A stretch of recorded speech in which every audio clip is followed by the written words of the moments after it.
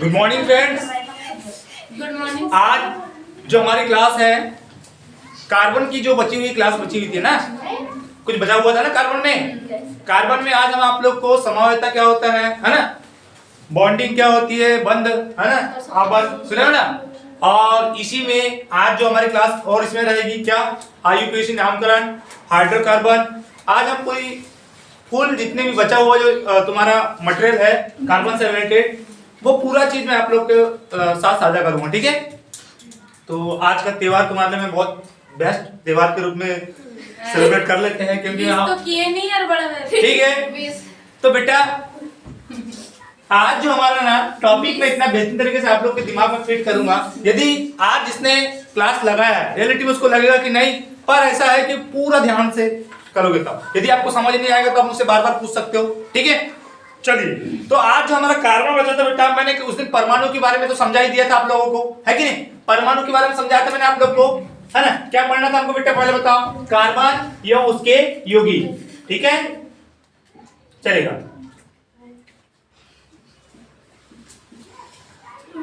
Carbon एवं उसके यौगिक, ठीक है।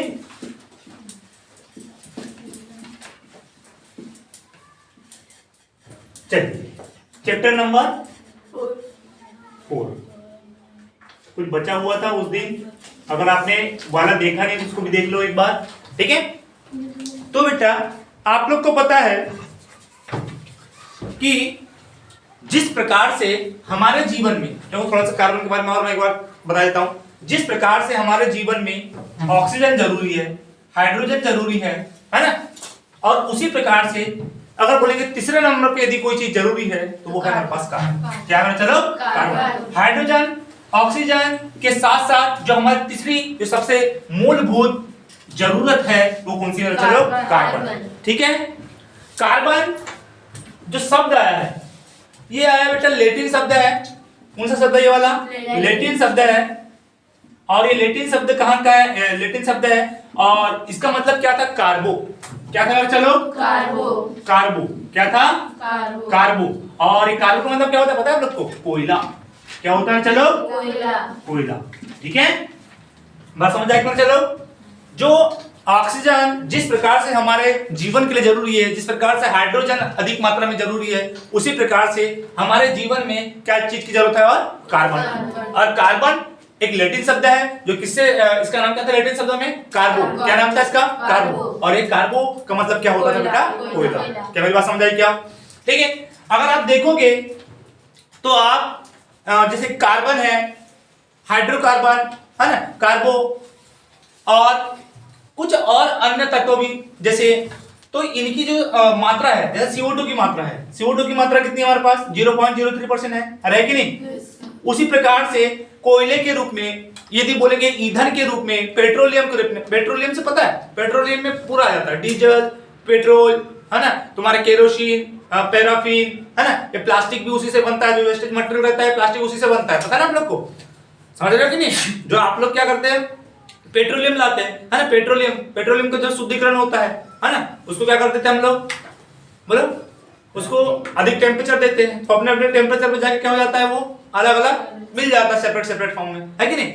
तो क्या होता है बेटा, इसमें यदि बोलेंगे तो CO2 तुम्हारे पास ये अलग हो जाता है 0.03%। उसी प्रकार से तुम्हारे पास जैसे पेट्रोलियम के रूप में, पेट्रोलियम के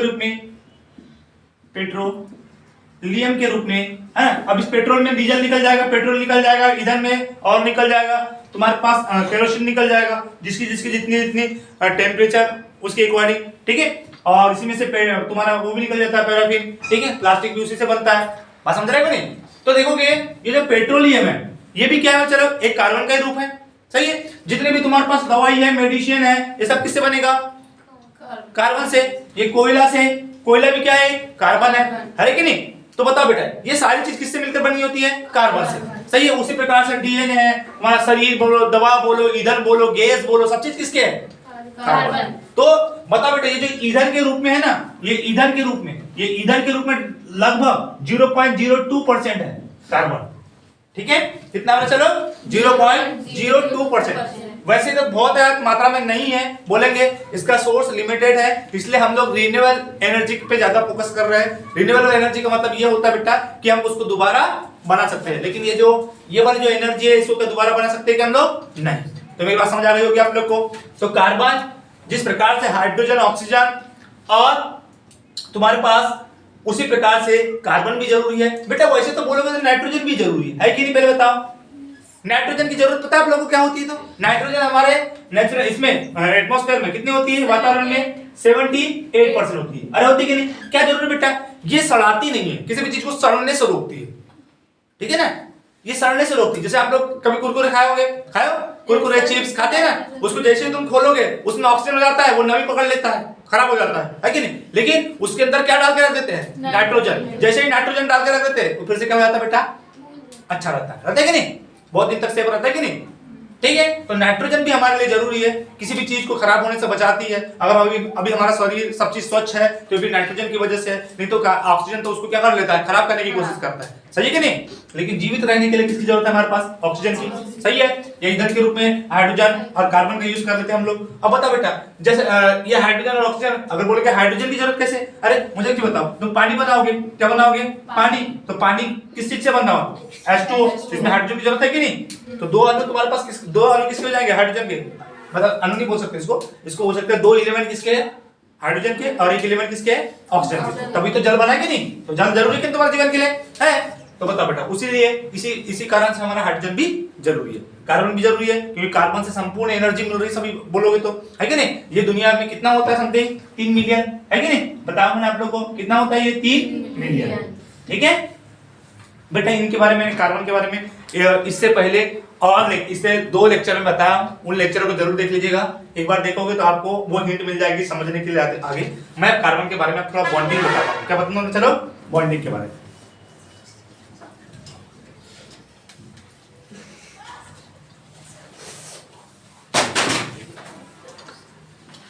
थोड़ा समायवता के बारे में बता दूं हल्का हल्का पहले, कि समायवता पढ़ा लिया हो बेटा आप लोगों ने? थोड़ा बताया तो समायवता के बारे में पहले, है ना? क्योंकि समायवता भी आप लोगों ने पढ़ाता हूं, पर लेकिन आप लोग को दिमाग में गई नहीं, मैं तो समझा के बाद।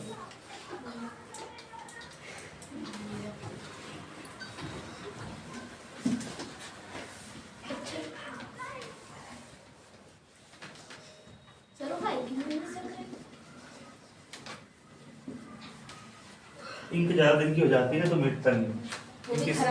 खराब नहीं, इसमें से एल्कोहल उड़ जाता है ना, एल्कोहल। अभी पढ़ाएंगे भी एल्कोहल क्या बनता है ना? कैसे बनता है एल्कोहल समझाएंगे भी आप लोग को। एथिल एल्कोहल किस टाइप से बनाना है, मेथिल एल्कोहल से क्या होता है, मेथिल एल्कोहल जहरीली होती है ना? समझाएंगे, आप टेंशन मत लीजिए।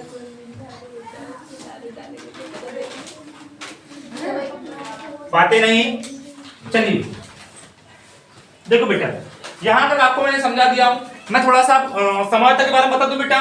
कोई बताएगा समानता क्या होती है? बोलो, समानता पढ़ा है बेटा? एक ही तत्व के, याद करो, पढ़ा भी आती तुम लोग को।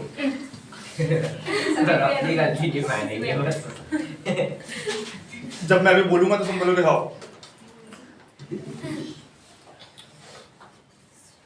चलिए मुझे बता बेटा, अपरूपता पढ़े हो? अपरूपता, अपरूपता क्या होती है? मतलब एक ही तत्व के अलग अलग रूप, है?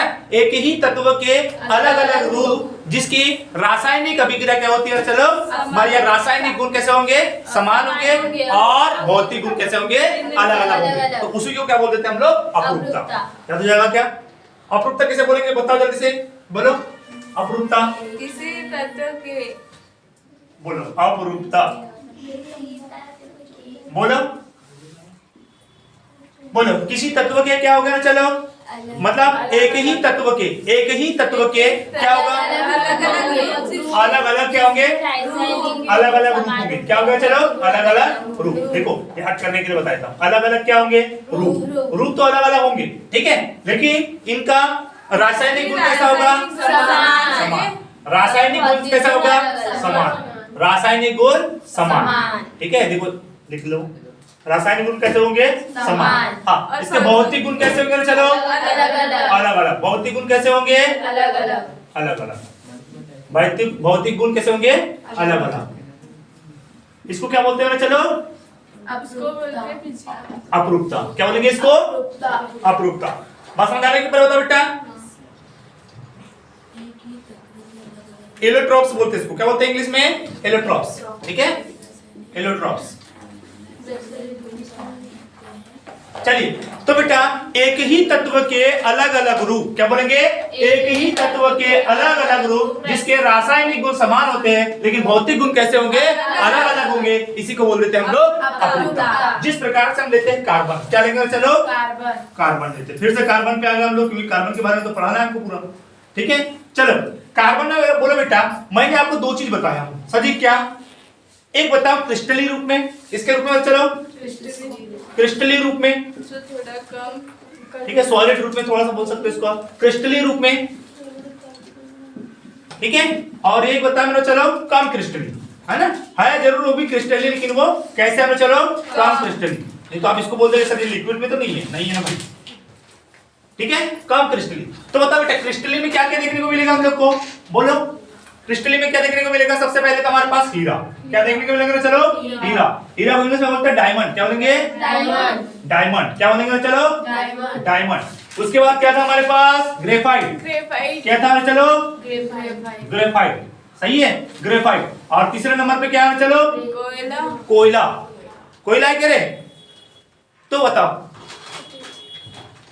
बोलो फ्लोरीन। क्या पढ़ेंगे हम लोग? फ्लोरीन, है ना? फ्लोरीन, है ना?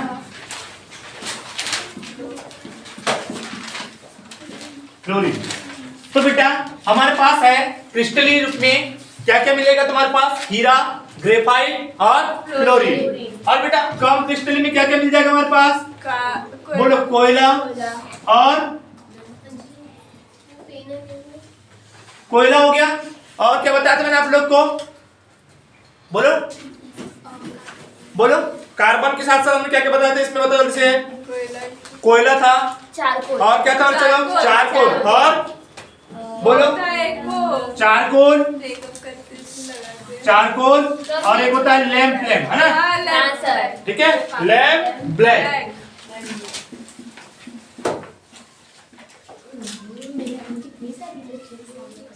चलिए, तो देखो बेटा हमारे पास हमने क्या देखे हैं? सबसे पहले मैंने आपको बताया अपरूपता। किसके बारे में पढ़ा रहे हैं आपको आज? अपरूपता। यदि ये बंद हो जाएगा तो कर देना, है ना? फिर से उसको रिन्यू स्टार्ट कर देंगे हम लोग।